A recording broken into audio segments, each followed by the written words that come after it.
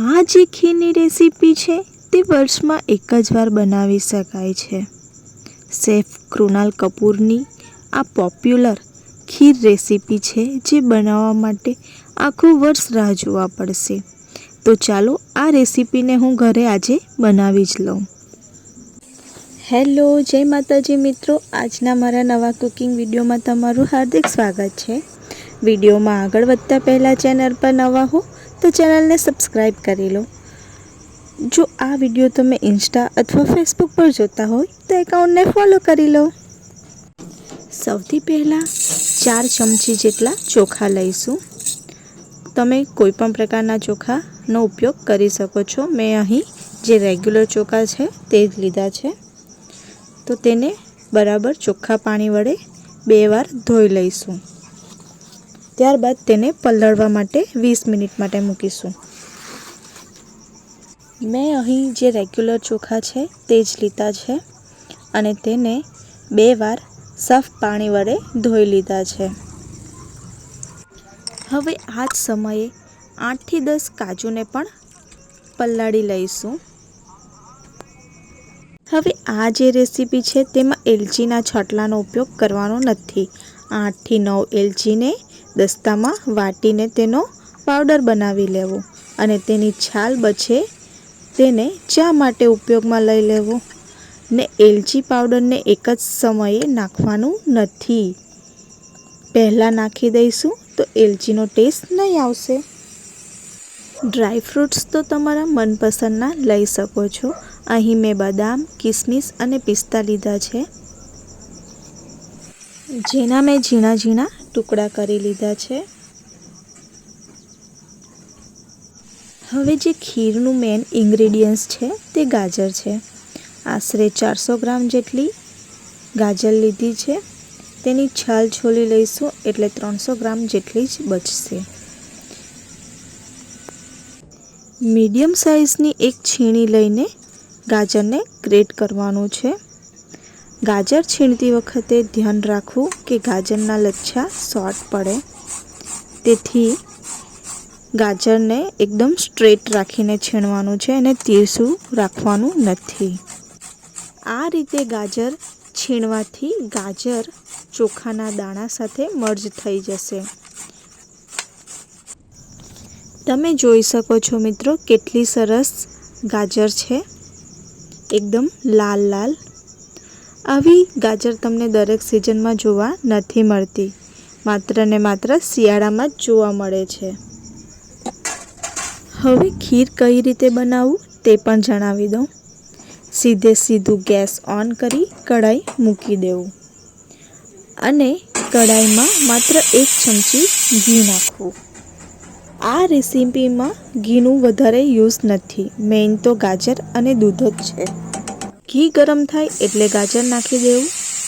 પહેલા પાર્ટ તો એ કરવું, ગાજરને બરાબર શેકી લેવાનું છે। ફૂલ ફ્લેમ પર જ શેકવાનું છે જ્યાં સુધી ગાજરનો કલર હલકો ચેન્જ નહીં થઈ જાય। 3-4 મિનિટ પછી ગાજરનો કલર ઓરેન્જ થઈ જશે અને એમાંથી ખૂબ જ સરસ સુગંધ આવવા લાગશે। સૂંઘીને એકવાર જરૂરથી જોવું। ફ્લેમ હાઈ જ રાખવી અને આ સ્ટેજ પર ફૂલ ફેટ ભેંસનું દૂધ નાખી દેવું। અહીં મેં લોકલ ડેરીમાંથી 1 લીટર ફૂલ ફેટવાળું ભેંસનું દૂધ લીધું છે। તમે કોઈ પણ કંપનીના દૂધનો ઉપયોગ કરી શકો છો જે ફૂલ ફેટ હોય। મેં જે 1 લીટર દૂધ લીધું છે તેમાંથી થોડું દૂધ અલગથી કાઢી મૂક્યું છે। જે ખીર બનાવી રહ્યા છે તે ખીરના ટેક્સચરને બેલેન્સ કરવામાં પાછળથી ખૂબ જ મદદરૂપ થશે। હાઈ ફ્લેમ પર દૂધને ઉકાળવું। દૂધમાં ઉભરો આવે એટલે આ જ સમયે પલાળેલા ચોખા એડ કરી લેવાના છે। દૂધ હાઈ ફ્લેમ પર આપણે ઉકાળી રહ્યા છે જેથી તેની આજુબાજુ પરત જામી રહી છે, તે પરતને આપણે ચલેથા વડે સાઈડ પરથી લઈને દૂધમાં જ એડ કરી દેવાની છે। જો આવું ન કરશું તો તે બળી જશે અને ખાવામાં ખરાબ લાગશે. અને દૂધને સતત ચલેથા વડે હલાવતા જ રહેવાનું છે. આ ગાજરની ખીરની રેસીપીમાં દૂધને ઉકાળવું ઇમ્પોર્ટન્ટ નથી, પરંતુ ચોખાને બફાવા દેવું ખૂબ જ જરૂરી છે. જો ચોખા બરાબર પલળેલા હશે તો 7 થી 8 મિનિટમાં ચોખા બફાઈ જશે. 7 થી 8 મિનિટ જેટલી થાય એટલે ચોખા ચડી ગયા છે કે નહીં તે એક દાણો લઈને ચેક કરી લઈશું. જો દાણો કડક હોય તો થોડી વાર વધારે ચડવા દેવું. જો ચોખા અને ગાજર બરાબર ચડી જાય તો તે ઉપર આવવા લાગશે અને ખીર થોડી ગાઢી થઈ જશે, એટલે સમજવું કે ચોખામાંથી સ્ટાર્ચ છૂટું પડવા લાગ્યું છે. અને ચોખાનો દાણો પણ આંગળી વડે દબાવતાની સાથે મેશ થઈ જશે. હવે ખીરમાં એક સિક્રેટ ઇન્ગ્રેડિયન્ટ્સ નાખીશું. જે કાજુ પલાળીને નાખ્યા હતા તે મિક્સર જારમાં લઈ લેવાના છે. અને 2 ચમચી જેટલા ચોખા મેં રહેવા દીધા હતા તે પણ લઈ લઈશું. અને થોડું પાણી ઉમેરીને મિક્સર જારમાં એક પેસ્ટ બનાવી લઈશું. આ પેસ્ટને ખીરમાં નાખીશું તો એવું થશે કે ખીર એકદમ ગાઢી થઈ જશે. કોર્ન સ્ટાર્ચની જેમ આ પેસ્ટ ખૂબ જ કામ લાગશે. હવે આ કાજુ અને ચોખાની પેસ્ટને ખીરમાં ઉમેરી દઈશું અને તેને બરાબર મિક્સ કરી લેવાનું છે.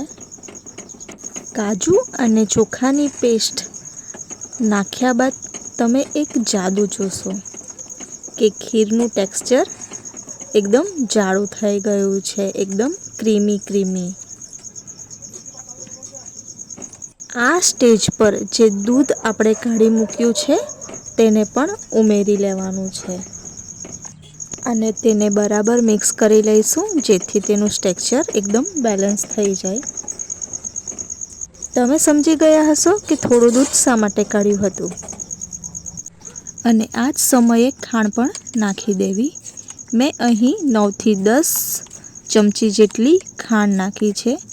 જો તમારે વધારે મીઠાશ જોઈતી હોય તો તમે વધારે ખાંડ પણ એડ કરી શકો છો. ધ્યાન રાખવું કે ખાંડ હંમેશા ખીરમાં છેલ્લે જ નાખવું. જો પહેલાં નાખીશું તો ચોખા ચડશે નહીં. ખાંડ નાખી દીધા બાદ ખીરને થોડી થિકનેસ આવે ત્યાં સુધી ચડવા દેવાનું છે. ખીરમાં થિકનેસ આવી જાય એટલે ચોપ કરેલા ડ્રાય ફ્રૂટ્સ ઉમેરી દેવાના છે અને ત્યારબાદ ઇલાયચી પાવડર પણ નાખી દેવો. બરાબર મિક્સ કરી લેવું, ગેસ બંધ કરી દેવું અને ઢાંકણ ઢાંકી દેવું, જેથી એલચીની સુગંધ આખી ખીરમાં પસરી જાય. 5 મિનિટ માટે આવી રીતે જ છોડી દેવું. 5 મિનિટ પછી જોશો તો ખીર એકદમ જાડી અને પરફેક્ટ બની જશે. બહુ જાડી પણ નહીં અને બહુ પતલી પણ નહીં.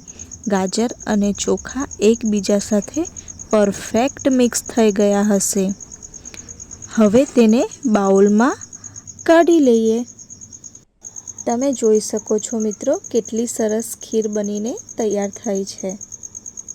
હવે ખીરને મનગમતા ડ્રાય ફ્રૂટ્સ નાખીને ગાર્નિશ કરીશું.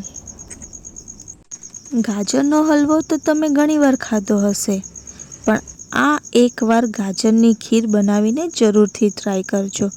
ખૂબ જ ટેસ્ટી લાગે છે. શું તમને મારી આ ગાજરની ખીરની રેસીપી પસંદ આવી? જો પસંદ આવી હોય તો લાઈક અને કમેન્ટ કરી દો અને તમારા મિત્રો જોડે જરૂરથી શેર કરો. મળીશું નેક્સ્ટ વિડીયોમાં. જય માતાજી, હર હર મહાદેવ.